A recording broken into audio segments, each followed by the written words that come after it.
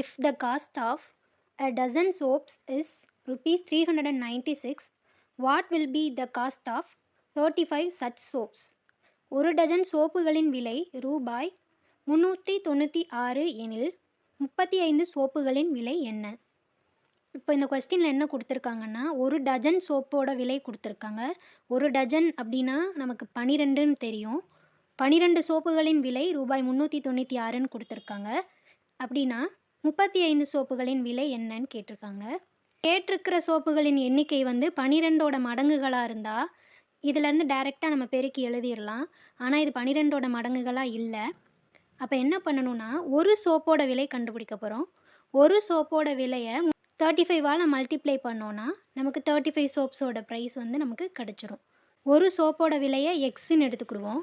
அப்போது 12 சோப்புகளின் விலைனா 12 into X வந்து நம்மளுக்கு 396ன்னு கொடுத்துருக்காங்க. இதிலேருந்து நமக்கு எக்ஸ் தேவை. ஸோ எக்ஸை மட்டும் லெஃப்ட் ஹேண்ட் சைடில் வச்சுட்டு மீதி இருக்கிற நம்பர்ஸை ரைட் ஹேண்ட் சைடில் கொண்டு போவோம். இங்கே 12 வந்து மல்டிப்ளிகேஷனில் இருக்குது. ஸோ ரைட் ஹேண்ட் சைடு மாறும்போது டிவிஷனில் மாறும். 396/12. இப்போ இதை கேன்சல் பண்ணிடலாம். 4 டேபிளால் கேன்சல் பண்ணலாம். 3 4s are 12,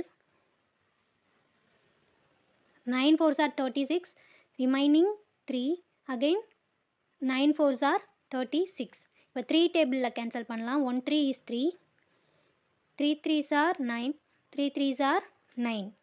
so X equal to 33. ஒரு சோப்போட விலை ருபீஸ் 33 இருந்துச்சுன்னா நமக்கு என்ன கேட்டிருக்காங்க, 35 சோப்புகளின் விலை என்னன்னு கேட்டிருக்காங்க.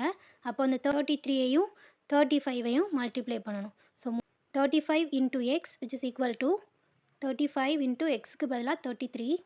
ரெண்டையும் மல்டிப்ளை பண்ணிடலாம். 3 5s are 15, remaining 1, 3 3s are 9, 9 + 1 10, 3 5s are 15, remaining 1, 3 3s are 9, 9 + 1 10.